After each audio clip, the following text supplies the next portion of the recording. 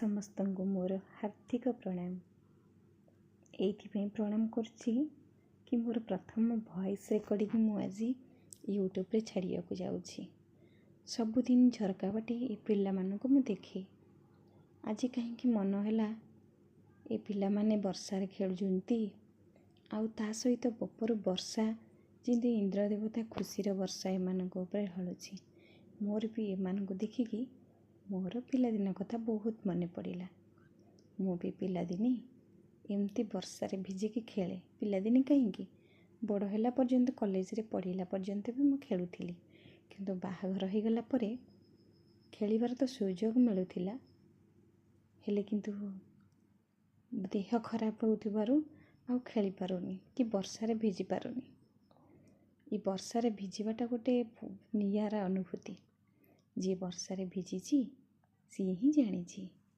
ଆପଣମାନଙ୍କ ଭିତରୁ କିଏ ଭିଜିଛି କମେଣ୍ଟ ମାଧ୍ୟମରେ ଜଣେଇବେ। ବର୍ଷାରେ ଭିଜି ଭିଜି ଖେଳିବା, ଥଣ୍ଡା ଥଣ୍ଡା ଲାଗୁଥିବ, ଆଉ ସେ ଯେଉଁ ଆନନ୍ଦ ନା କହିଲେ ମାନେ ନ ସରେ। ବର୍ଷା ତ ଖୁବ୍ ଅଳ୍ପ ଦିନ ପାଇଁ ଆସୁଛି, ତଥାପି 4 ମାସ ପାଇଁ, ହେଲେ ସବୁବେଳେ ତ ହୁଏନି। ବେଳେବେଳେ ଜୋରରେ ବର୍ଷା ହୁଏ। ଝିପିଝିପି ବର୍ଷାରେ ଏତେ ଭିଜିବାକୁ ଭଲ ଲାଗେନି। ଜୋର ବର୍ଷା ହେଉଥିବ, ସେଥିରେ ମଜା ହିଁ ଅଲଗା। ଆଉ ଏ ପିଲାମାନେ ବି ଏନ୍ଜୟ କରୁଛନ୍ତି, ମୁଁ ବି ଏନ୍ଜୟ କରୁଛି। ଏବେ ତ ଆଉ ଚାଳ ଘର ନାହିଁ, ଏଇ ପତ୍ର ଗଛ ଲତାଙ୍କୁ ଦେଖିକି ଖୁସି ଲାଗେ।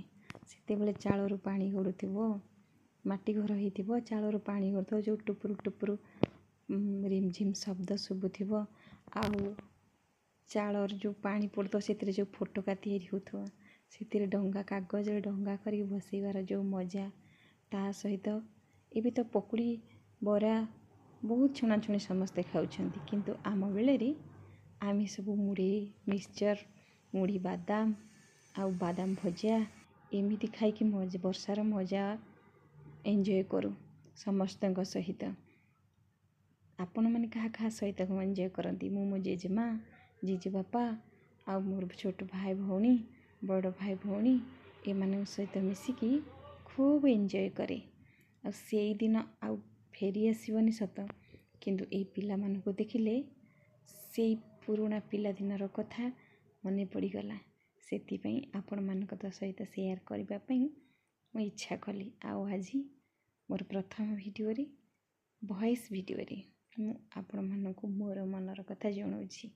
କମେଣ୍ଟ ମାଧ୍ୟମରେ ବର୍ଷାର ଅନୁଭୂତି ଆପଣମାନେ ବି ମୋତେ ଜଣେଇବେ, ମୁଁ ଏଇ ଆଶା କରୁଛି। ରହୁଛି, ଧନ୍ୟବାଦ।